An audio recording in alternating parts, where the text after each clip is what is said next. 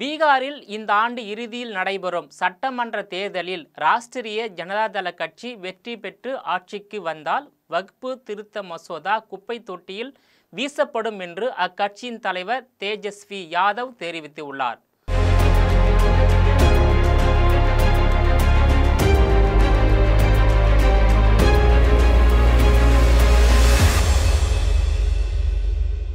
வக்ஃபு திருத்த மசோதா பாராளுமன்றத்தில் வெற்றிகரமாக நிறைவேற்றப்பட்டு ஜனாதிபதி ஒப்புதலை பெற்று சட்டமாக மாறியுள்ளது. இதற்கு எதிராக திமுக, காங்கிரஸ், ஆம் ஆத்மி கட்சி, ஆர்ஜேடி, குறிப்பாக இந்தியா கூட்டணியில் உள்ள பெரும்பாலான கட்சிகள் உச்சநீதிமன்றத்தில் வழக்கு தொடர்ந்துள்ளன. சிறுபான்மையினரின் மத சுதந்திரத்தை பாஜகவின் வக்ஃபு திருத்த மசோதா பறிக்கிறது என்பது எதிர்க்கட்சிகளின் வாதமாக உள்ளது. இந்த மசோதா குறித்து ஆர்ஜேடி தலைவர் லாலு பிரசாத்தின் மகனுமான தேஜஸ்வி யாதவ் மேலும் கூறுகையில், வக்ஃபு திருத்த மசோதாவை பீகாரில் செயல்படுத்த நாங்கள் அனுமதிக்க மாட்டோம். மாநிலத்தில் ஆர்ஜேடி அரசு அமைந்தால் வக்ஃபு திருத்த மசோதா குப்பை தொட்டியில் போடப்படும் என்று வக்ஃபு மசோதாவுக்கு எதிராக நாங்கள் உச்சநீதிமன்றத்தில் வழக்கு தொடர்ந்துள்ளோம். தற்போது முஸ்லிம் மக்கள் குறிவைக்கப்படுகிறார்கள்.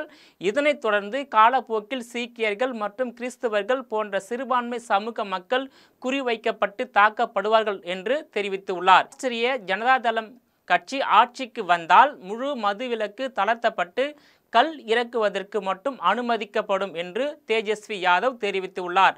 கடந்த 2016ஆம் ஆண்டு பீகாரில் முழு மதுவிலக்கை முதல்வர் நிதிஷ்குமார் அமல்படுத்தினார். நிதிஷ்குமார் தலைமையிலான அரசு முழு விலக்கு கொள்கையில் தீவிரமாக உள்ளது. கள்ளசாராய உயிரிழப்புகள் அவ்வப்போது நிகழ்ந்தாலும் கல் உட்பட எந்த மதுபானத்தையும் அனுமதிக்க முடியாது என்பதில் பீகார் அரசு உறுதியாக உள்ள நிலையில் தேஜஸ்வி யாதவ் இந்த வாக்குறுதியை அளித்துள்ளார். பீகார் மாநில தலைநகர் பாட்னாவில் செய்தியாளர்களை சந்தித்த அவர், பீகாரில் ஆர்ஜேடி ஆட்சிக்கு வந்தால் முழு மது விலக்கில் இருந்து கல் இறக்குவதற்கு மட்டும் தளர்வு அளிக்கப்படும். இது ஏழை மக்கள், முக்கியமாக தலித் பிரிவினருக்கு மிகவும் உதவிகரமாக இருக்கும். ஏனெனில் மது விலக்கால் அவர்கள் அதிகம் பாதிக்கப்பட்டுள்ளனர் என்றும், முதலமைச்சர் நிதிஷ்குமாரின் பிடிவாதம் காரணமாகத்தான் இப்போதைய மதுவிலக்கு மிகவும் கடுமையானதாக உள்ளதாகவும், உடல் ரீதியாகவும் மன ரீதியாகவும் முதல்வர் பதவியை வகிக்க தகுதி இல்லாத நபராக நிதிஷ்குமார் மாறிவிட்டார் என்றும் குற்றம் சாட்டியுள்ளார்.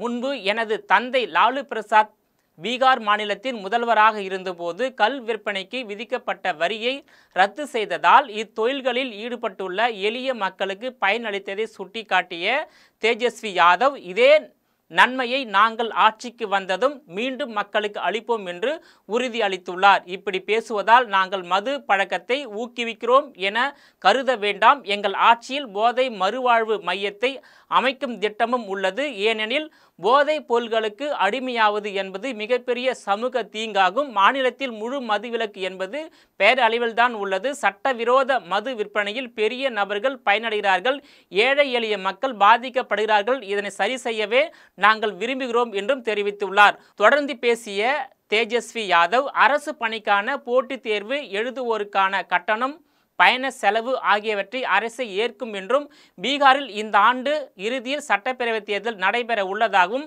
இதில் ஆளும் ஐக்கிய ஜனதா தளம், பாஜக உள்ளிட்ட கட்சிகள் அடங்கிய கூட்டணிக்கும் ஆர்ஜேடி, காங்கிரஸ், இடதுசாரிகள் உள்ளிட்டவை அடங்கிய கூட்டணிக்கும் இடையே கடும் போட்டி இருக்கும் என்று எதிர்பார்க்கப்படுவதாக தெரிவித்துள்ளார். நேயர்களே, மீண்டும் இது போன்ற மற்றொரு நிகழ்ச்சியில் சந்திக்கிறேன். அதுவரையில் உங்களிடமிருந்து விடைபெறுவது நான் உங்கள் விஜயபாலன்.